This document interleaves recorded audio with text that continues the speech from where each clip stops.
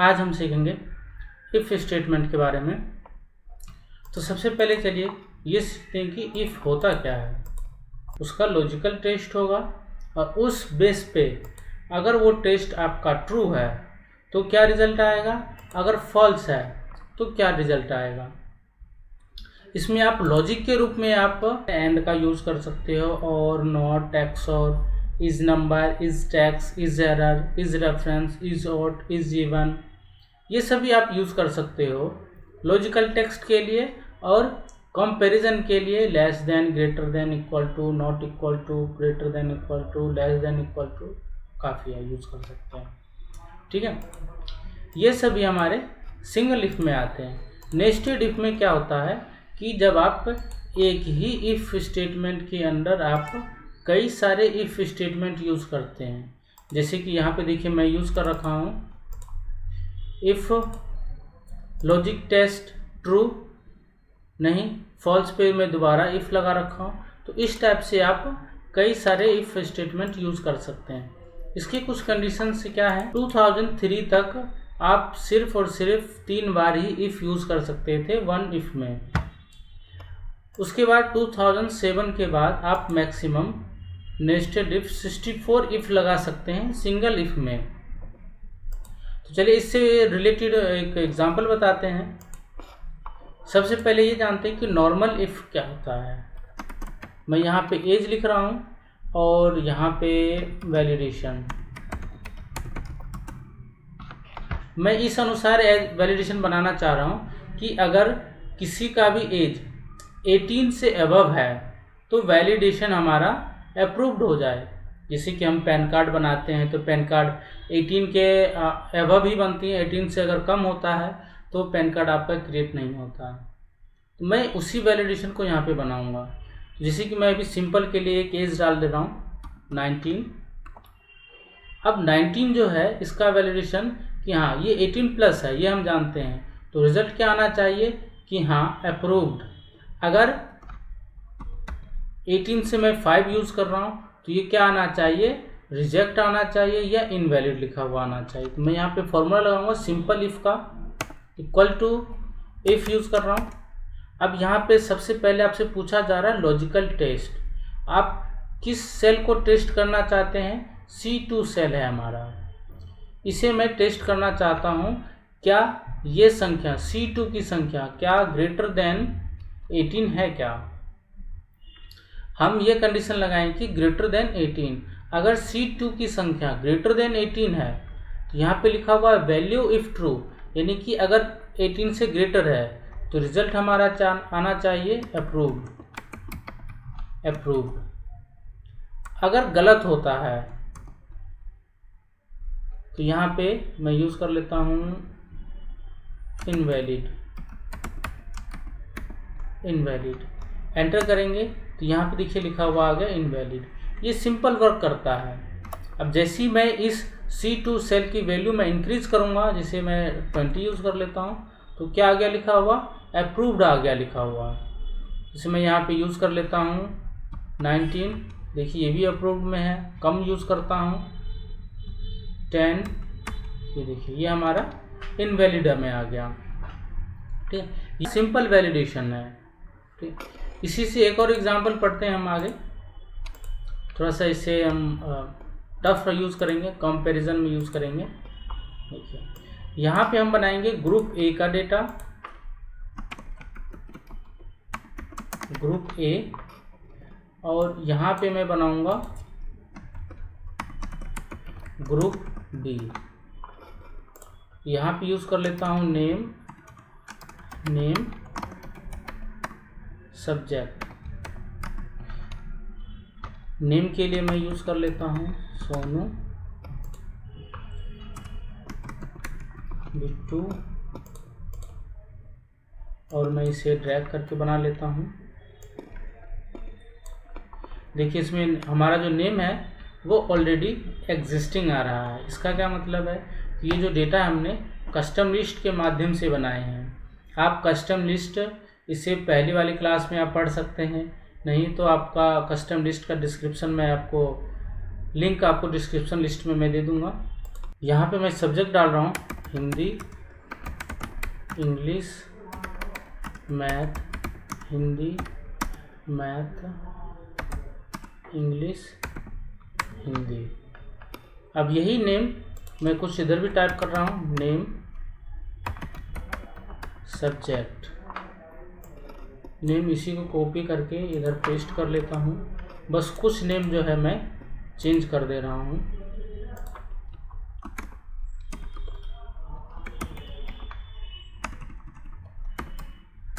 रिंकू, गौतम, राहुल,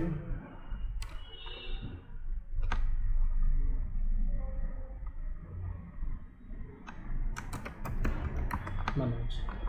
अब इसमें मैं सब्जेक्ट भी कॉपी कर लेता हूँ, कॉपी एंड पेस्ट, और कुछ के सब्जेक्ट में चेंज कर देता हूँ, हिंदी मैथ।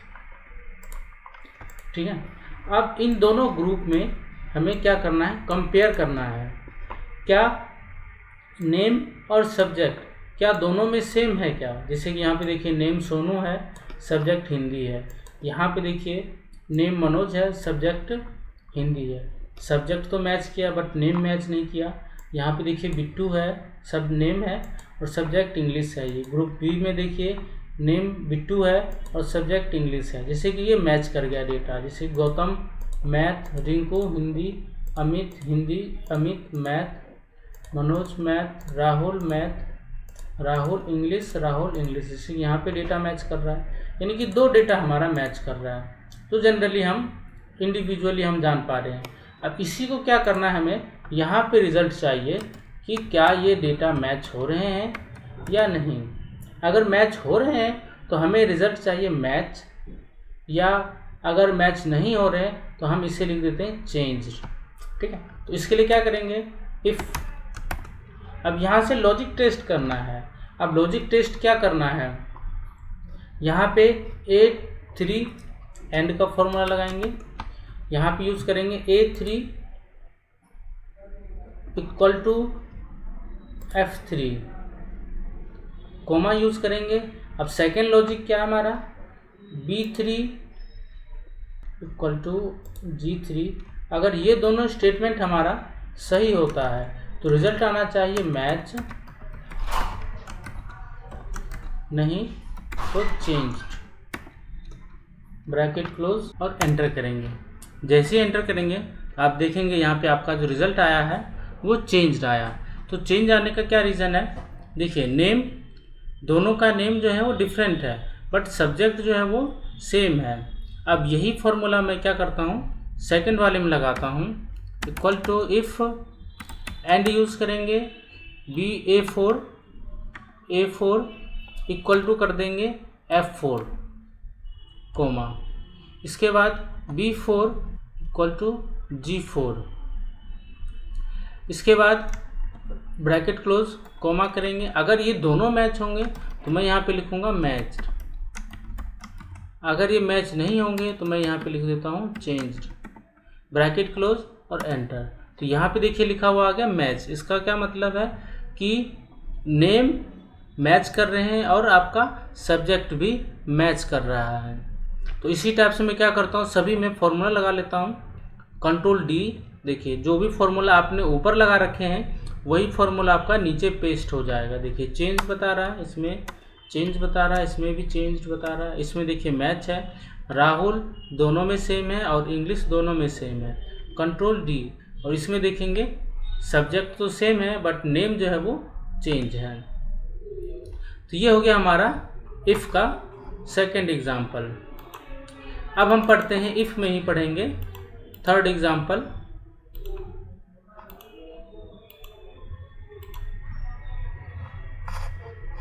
यहाँ से मैं जूम कर लेता हूँ।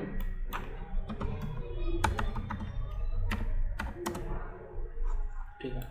अब यहाँ से मैं थर्ड एग्जाम्पल पढ़ता हूँ। जैसे कि मैं यहाँ पे लिख रहा हूँ ईयर, किसी भी दो ईयर में यूज़ करता हूँ। रेंड बिटवीन यूज़ कर लेता हूँ यहाँ से यहाँ तक, रेंड बिटवीन 2011 टू 2020। 15, कंट्रोल के साथ एंटर। तो ये देखेंगे 2011 से लेकर के 2015 तक का डेटा आ गया। मैं इसे कॉपी करता हूँ, Alt+ESV करके पेस्ट कर लूँगा, जिससे कि मेरा जो ईयर है ये चेंज ना हो। अब यहाँ पे हम बनाते हैं इसका डेटा। अब डेटा में भी मैं क्या कर रहा हूँ, फॉर्मूला लगा ले रहा हूँ रेंज बिटवीन का।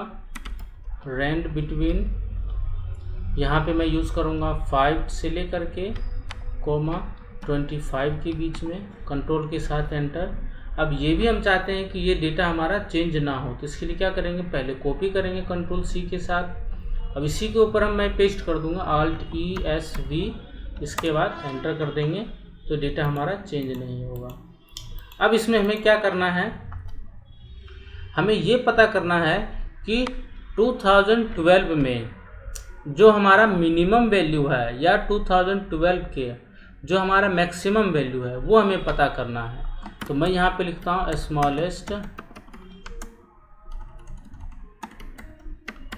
स्मॉलेस्ट वैल्यू ऑफ, मैं यहाँ पे पता करना चाहता हूँ 2012 का। मैं ये पता करना चाहता हूँ कि 2012 में सबसे छोटी संख्या क्या है, और इसी में मैं पता करूँगा लार्जेस्ट वैल्यू ऑफ 2012। ठीक है, तो यहाँ से हम एक एक करके निकालते हैं।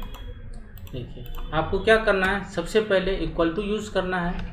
हमें इसमें क्या करना है, स्मॉलेस्ट निकालना है। तो स्मॉलेस्ट के लिए हम जानते हैं कि हम मिनिमम का यूज़ करते हैं। मिनिमम का मतलब ये है कि जो सबसे छोटी संख्या है, जैसे मैं यहाँ पे मिनिमम यूज़ कर रहा हूँ, मिनिमम। अब यहाँ पे नंबर सेलेक्ट कर ले रहा हूँ, ये देखिए इस रेंज में जो सबसे छोटी संख्या होगी वो आ जाएगी। यानी कि 5 जो संख्या है ये सबसे छोटी संख्या है। और मैक्सिमम के लिए देखेंगे, मैक्स रेंज सेलेक्ट कर लेंगे, ब्रैकेट क्लोज और एंटर। यानी कि 25 जो है वो हमारा मैक्सिमम वैल्यू है। लेकिन हमें अब छोटी संख्या तो चाहिए, लेकिन कंडीशन के अनुसार चाहिए कि हाँ 2012 का क्या छोटी संख्या है, 2015 का क्या छोटी संख्या है। तो यहाँ पे क्या करना है, आपको मिनिमम में ही फॉर्मूला लगा लेना है, इक्वल टू मिनिमम। अब यहाँ से इफ़ का स्टेटमेंट लगाएंगे, इफ़। अब यहाँ पे लॉजिकल टेस्ट करना है। लॉजिकल टेस्ट क्या करना है, this range equal to this, यानी कि ये रेंज जो है, इस रेंज को हम कंपेयर कर रहे हैं M3 वाले सेल पे। यानी कि इसमें से जो भी संख्या आपका 2012 होगा वहाँ पे क्या आ जाएगा रिजल्ट आपका, ट्रू। तो अगर ट्रू आता है तो हमारा रिजल्ट ये होना चाहिए। अगर फॉल्स होता है, यानी कि कोई भी नंबर अगर हम 2016 डाल देते हैं क्योंकि वो हमारे रेंज में ही नहीं है, तो उस डेटा के लिए हम ब्लैंक छोड़ देते हैं, ब्रैकेट क्लोज 2 बार। इसके बाद एंटर करते हैं, तो यहाँ पे देखिए वैल्यू एरर बता रहा है। तो आपको क्या करना है, यहाँ से Ctrl+Shift के साथ एंटर कर लेना है। तो जैसे ही आप Ctrl+Shift के साथ एंटर करेंगे तो यहाँ पे देखिए रिजल्ट आ गया आपका 6। यानी कि अब मैं यहाँ से चेंज कर देख लेता हूँ 1 बाय 1 करके। 2012 में देखिए 6 है और 2012 में 7, यानी कि सबसे छोटी संख्या 6 है। ईयर चेंज कर लेता हूँ 2015। तो 2015 में 5 छोटी संख्या हैं। 2011 में चेक करता हूँ, 2011 में 20 संख्या जो है वो सबसे छोटी संख्या है। देखिए सिर्फ एक ही संख्या है 2011 में, तो वही दिखा रहा है। अब इसी डेटा को हम क्या करते हैं, मैक्सिमम के रूप में निकालते हैं। तो इक्वल टू MAX, फॉर्मूला आपको सेम लिखना है बट मिनिमम की जगह पे मैक्सिमम आपको यूज़ कर लेना है। If logical test equal to कर देंगे दिस सेल के बराबर, M9 सेल के बराबर। अगर ये संख्या मैच करता है तो यहाँ पे आना चाहिए हमारा रिजल्ट दिस आना चाहिए।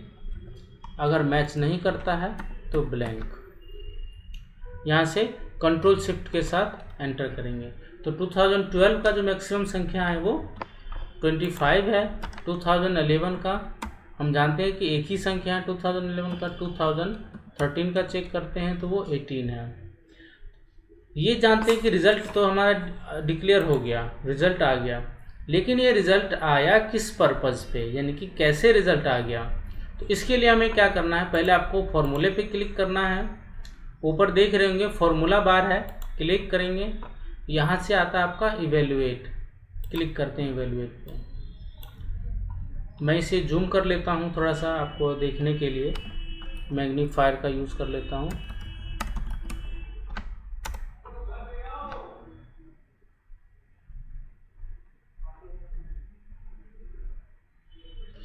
ये देखिए अभी जो संख्या आप देख रहे हैं ऊपर में, स्क्रीन के सबसे ऊपर में देख रहे हैं, M3 के नीचे जो है वो अंडरलाइन आ रहा है। तो इसको मैं क्या करता हूँ, इवेल्युएट करता हूँ, इवेल्युएट। तो जैसे ही इवेल्युएट किए तो यहाँ पे देखिए जो आपने रेंज बनाए थे ड्रैग करके 2012, 2012, 15, ये डेटा आ गया हमारा, यानी कि ये सभी डेटा हमारा कंपेयर कर रहा है 2011 से। तो यहाँ पे मैं दोबारा इवेल्युएट क्लिक करता हूँ, इवेल्युएट। अब देखेंगे तो जो भी संख्या 2011 के बराबर है वहाँ पे देखिए ट्रू आ गया। ये देखिए यहाँ पे सिर्फ एक संख्या ट्रू है, बाकी सभी संख्या आपका फेल दिखा रहा है, यानी कि 2011 संख्या हमारे लिस्ट में सिर्फ एक ही है। मैं इसे क्या करता हूँ, इवेल्युएट करता हूँ। तो ये देखिए सिर्फ एक संख्या आया, 20 आया। तो रिजल्ट हमारा मिनिमम क्या करेगा कि इन सभी रेंज में जो सबसे छोटी संख्या होगी वो आ जाएगी। यहाँ पे 20 है तो इवेल्युएट करते हैं, तो ये देखिए रिजल्ट आपका 20 आ गया। ठीक है, यहाँ से मैं क्लोज कर लेता हूँ इसे। अब मैं मैग्नीफायर को मैं ऑफ कर देता हूँ। ठीक है, तो आप सबको समझ में आ गया कि कैसे इवेल्युएट काम करता है, फॉर्मूला कैसे काम कर रहा है। तो आप सबका धन्यवाद यहाँ तक।